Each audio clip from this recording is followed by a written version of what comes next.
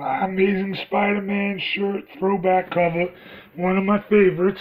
I believe it was a gift. But I've been tagged by Kizzume Fowler, a good YouTube buddy and friend of mine. I really appreciate him. Anyway, he tagged me for a video that's called hashtag Defining Me, where you have to answer 9 questions.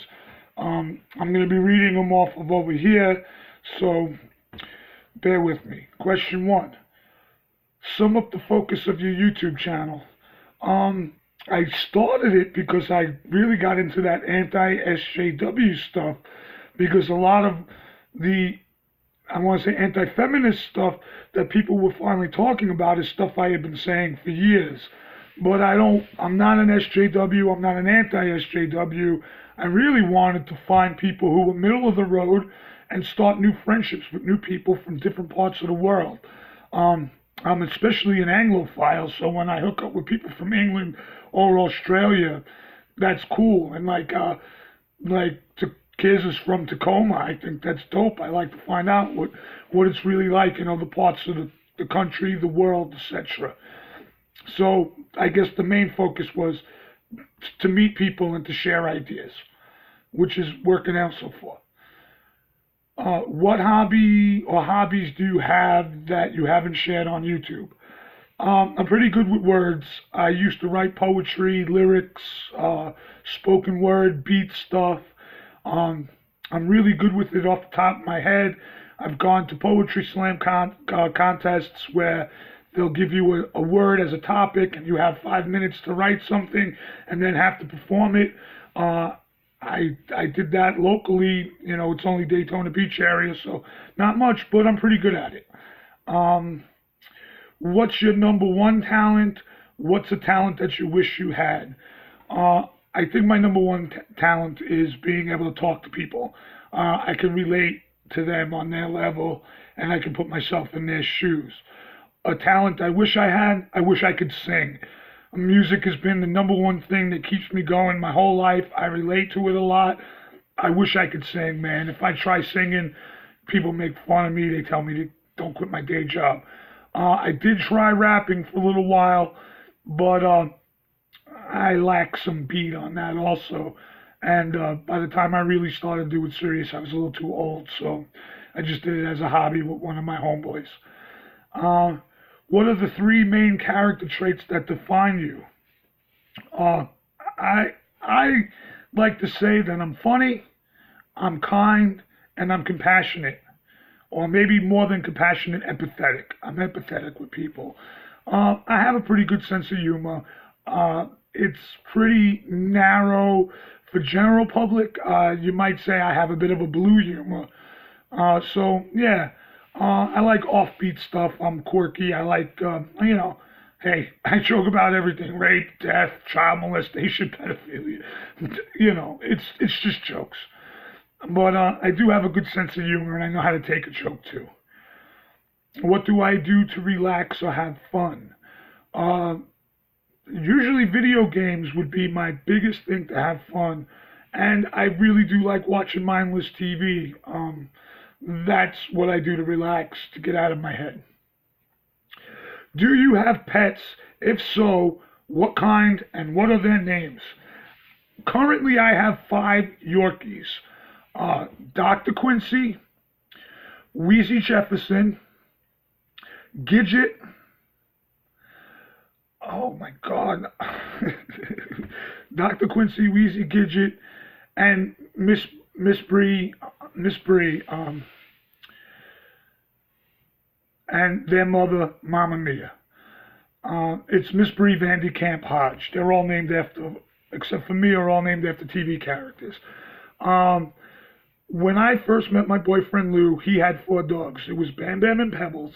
They were the mom and dad. Bam Bam and Pebbles had Astro, Lamb Chop, and Maximilian. Maximilian got adopted by somebody else, but he kept Astro and Lamb Chop. Then we acquired Mia and Cody. A couple were breaking up, and they couldn't take the dogs with them. So Lou was interested in breeding his male. That wasn't fixed. Well, neither was Bam Bam or Astro. So when we found out about the female, we went to go check it out and found out that they were living in deplorable conditions. So we ended up taking Cody also, who was my Cody Bear, was really my first dog. He's passed away. So Quincy didn't show much interest in getting together with Mia. And then, I mean, not Quincy, Bam Bam. Then eventually Pebbles, Bam Bam, and Lamb Chop all passed away of old age. And it was just B left. And he was like 14.